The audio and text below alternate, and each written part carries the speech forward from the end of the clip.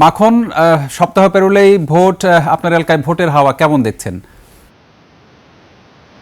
রক্তিম, আমি এখন দাঁড়িয়েছি নরসিংদী পলাশ উপজেলার চন্দ্রবর্তী বাজারে। আপনারা জানেন যে আমাদের নরসিংদী 5টি আসনের মধ্যে সংসদীয় আসন রয়েছে। এর মধ্যে 41 জন প্রার্থী কিন্তু প্রতিদ্বন্দ্বিতা করছে। প্রার্থীরা কিন্তু দিনভর এবং রাত দিন তারা কিন্তু প্রচারণা তারা কিন্তু চালিয়ে যাচ্ছেন এবং তারা কিন্তু ভোটারদের ধারে ধারে গিয়ে কিন্তু তারা কিন্তু ভোট চাচ্ছেন। তো আমাদের এইখানে ভোটারদের সাথেও কিন্তু আমরা কথা বলেছি। ভোটাররা যেমনটা জানিয়েছেন যে তারা ভোটে কিন্তু একটা শান্তিপূর্ণ একটা পরিবেশ চায়, যাতে তারা তাদের ভোটটা যেন সুন্দরভাবে যেন তারা দিতে পারে, এবং এই প্রত্যাশা তারা কিন্তু সবসময় করছে। তবে আমি একজন ভোটারের সাথে আমি কথা বলবো, ওরা যেমনটা আমাদেরকে জানিয়েছেন।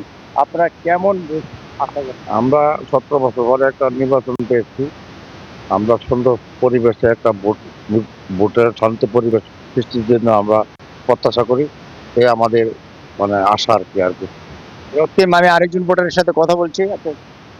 আশা করি এমন দল আসুক যার মাধ্যমে দেশ, সমাজ ও যুবকরা উন্নতির দিকে যাবে এবং দেশের উন্নতি ঘটবে, এবং দেশের চারদিকে যে সকল সাংস্কৃতিক নানা রকম বাহ্যিক যে সকল বৈষম্য তৈরি হচ্ছে, এইগুলো থেকে দেশকে আগলে রাখতে পারবে এবং সকল শ্রেণীর মানুষকে একসাথে নিয়ে এগোতে পারবে, এরকম দল আশা করি দেশে আসবে।